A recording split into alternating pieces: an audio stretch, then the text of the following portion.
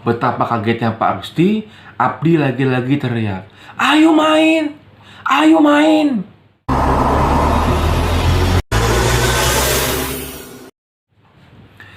Halo, assalamualaikum warahmatullahi wabarakatuh. Ketemu lagi dengan gua, Adi Satria Fardila. Hari ini gue mau sedikit cerita mengenai cerita dari salah satu narasumber gua. Dia ceritanya main bulu tangkis, tapi dia bermain dengan orang yang berbeda. Penasaran? Kita lihat videonya kali ini. Jangan lupa like, komen, serta subscribe supaya gue terus semangat untuk membuat konten ini. Nama dari narasumber ini kita samarkan sesuai permintaan dari narasumber itu sendiri. Malam hari main bulu tangkis merupakan kegiatan olahraga yang sering dilakukan oleh banyak orang lintas usia dan generasi.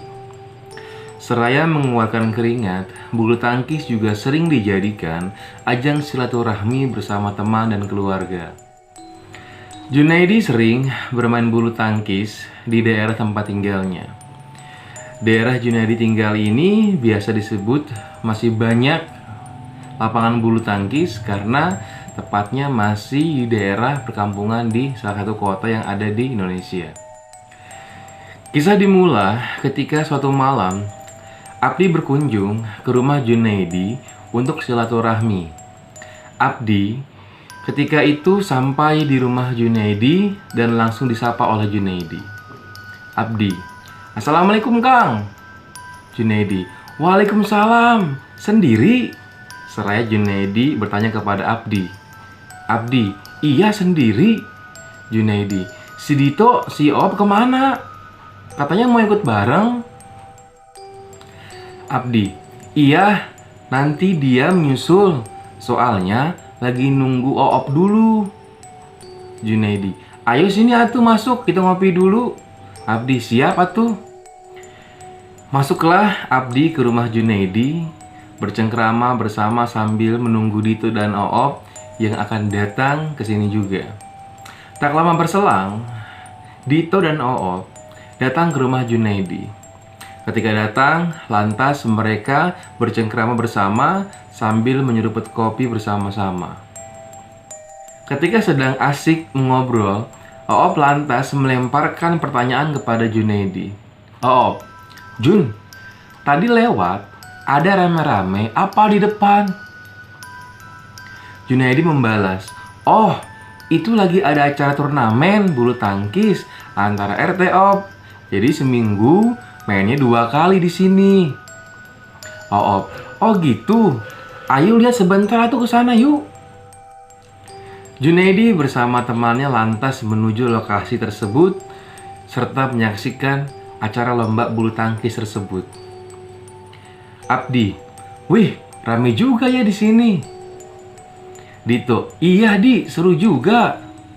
Junaidi membalas ketika itu, "Ente kalau saya ajak main pada kagak mau sih. Padahal lapangan bulu tangkis di sini banyak." Oh, membalas, "Ada berapa lapangan emang di sini?" Junaidi ketika itu langsung membalas, "Ada 3. Tapi yang paling bagus ya di sini. Yang di belakang juga ada, enak kok di kebon, adem." Abdi, "Ah, serem atuh di kebon mah." Junaidi membalas, "Lah, zaman begini masih aja kenal gituan." Nontonlah mereka pertandingan bulu tangkis tersebut sampai 1 set dan kemudian mereka kembali ke rumah Junaidi untuk berbincang-bincang kembali.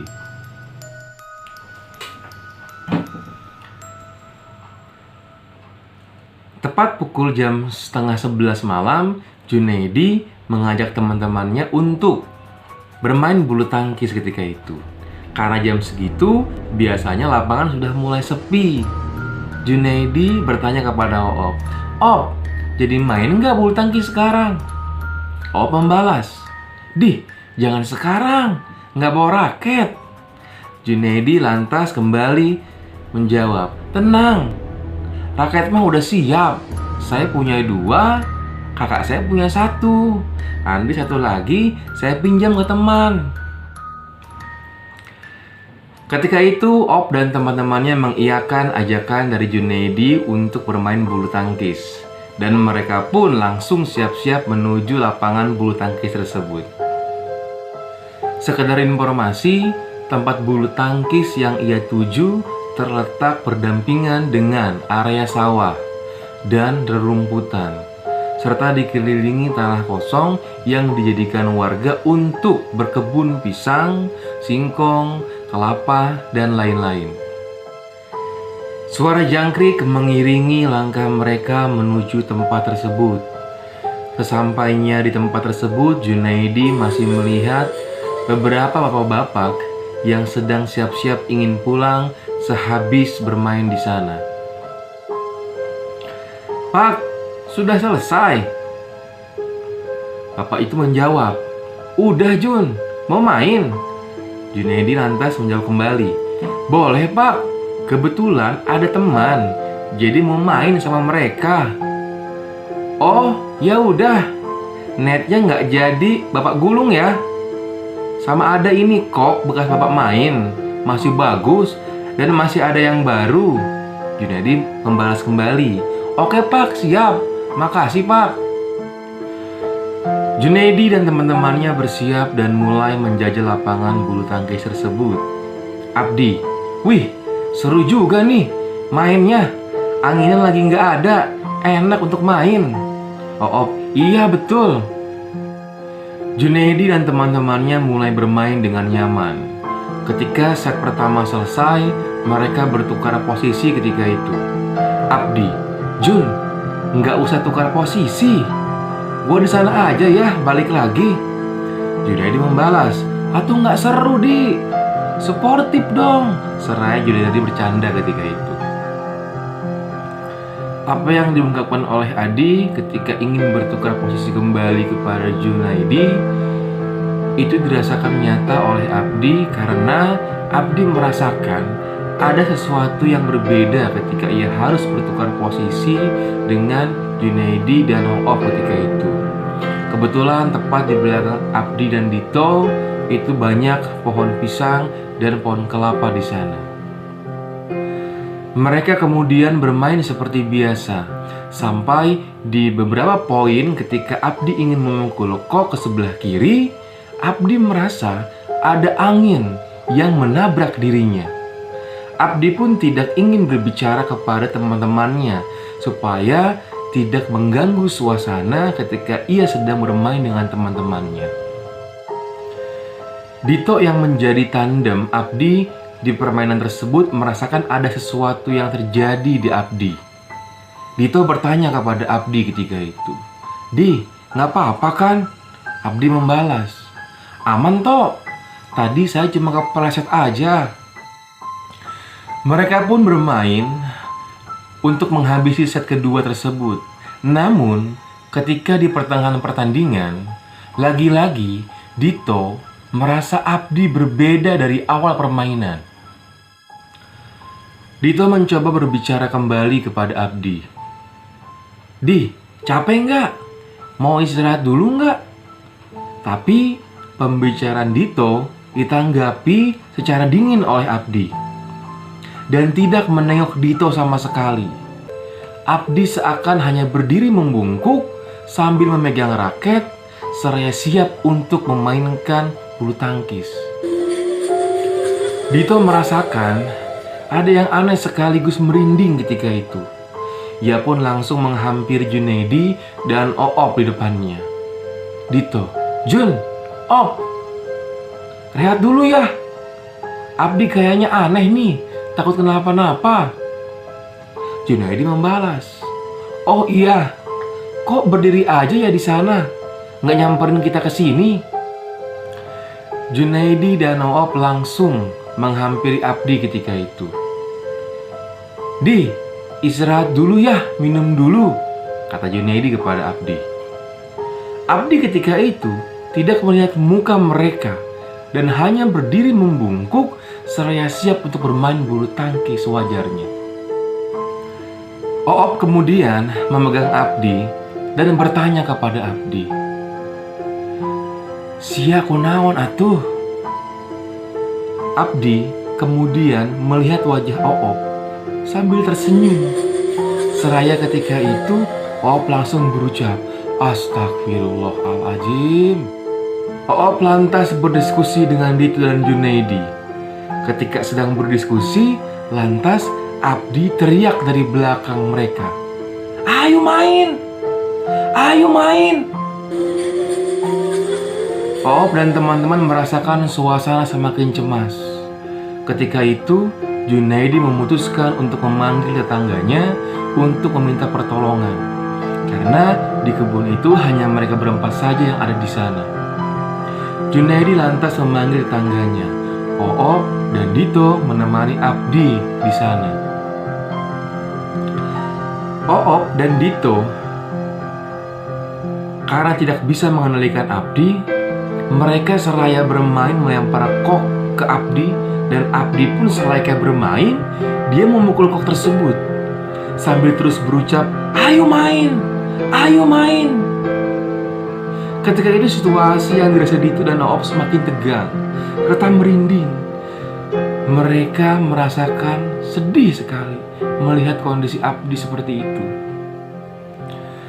Tak lama berselang, Junaidi datang bersama dua orang bapak-bapak, satu Pak Rusti dan satu Pak Iman. Pak Iman dan Pak Rusti yang datang langsung bertanya kepada Dito dan Oop, "Kenapa ini?" "Iya Pak, tadi ia main di samping saya.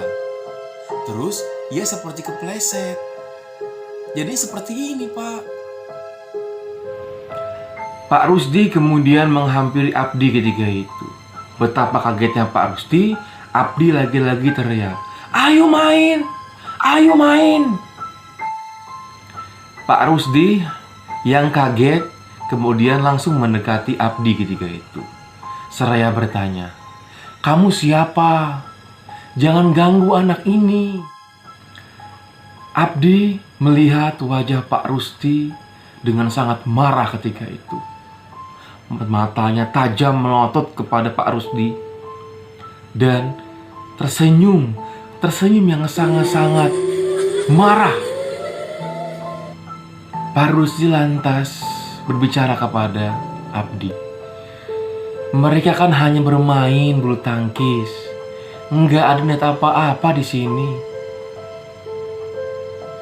Abdi lantas tertawa kepada Pak Rusdi, tertawa pelan, tertawa yang sangat-sangat mengkhawatirkan. Pak Rusdi lantas berbicara kepada Pak Iman, "Pak, ini sepertinya kemasukan." Pak Iman yang sedari datang hanya diam saja, seraya merasakan dan menetralisir situasi tempat tersebut. Ia kemudian menghampiri Abdi. Pak Iman berbicara kepada Abdi seraya berbisik dan memegang kepala Abdi.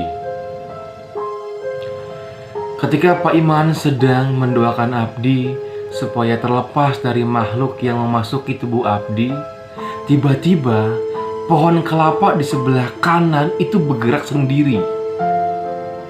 Dan tiba-tiba suara perempuan nangis pun terdengar jelas sekali. Suara itu pun terdengar berkali-kali, membuat situasi di sana sangat-sangat tegang dan mencekam sekali. Tak taunya, di belakang pohon kelapa itu ada sosok kuntil anak sedang duduk di atas pohon kelapa tersebut sambil menatap ke arah mereka di lapangan bulu tangkis. Suasana semakin tidak kondusif dan mencekam ketika itu. Dito dan kawan-kawan serasa tidak ingin berada di sana lagi. Ia merasa tidak kuat untuk berada di sana. Tapi ia terus memikirkan kondisi temannya, Abdi, yang masih kemasukan makhluk gaib. Pak Iman terus mendoakan Abdi sambil memegang kepala Abdi. Alhamdulillah, Abdi pun tersungkur ketika itu. Dari posisi yang semula ia berdiri membungkuk sambil memegang raket. Ketika tersungkur, Pak Iman pun lantas membasuh wajah Abdi dengan air. Dan alhamdulillahnya, Abdi pun tersadar ketika itu. Pak Iman lantas berbicara kepada Junaidi dan teman-temannya.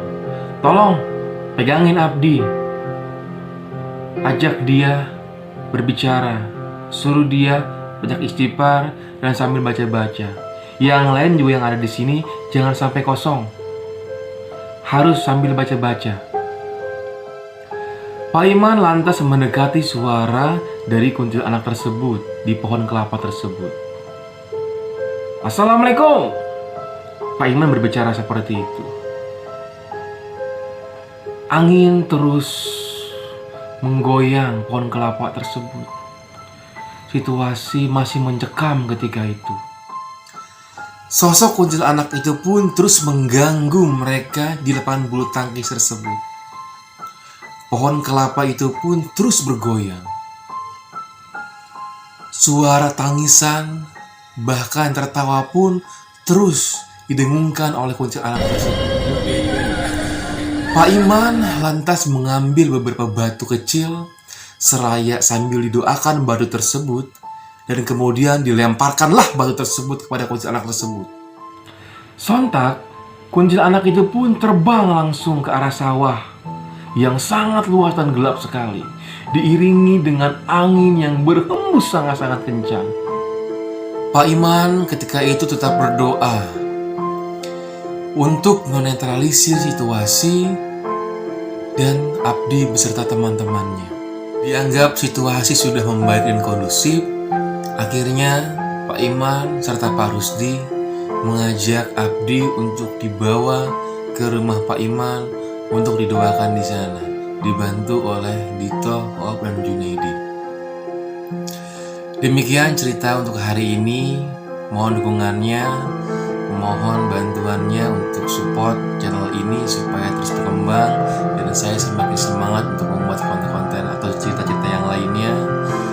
Jangan lupa like, subscribe, serta komen.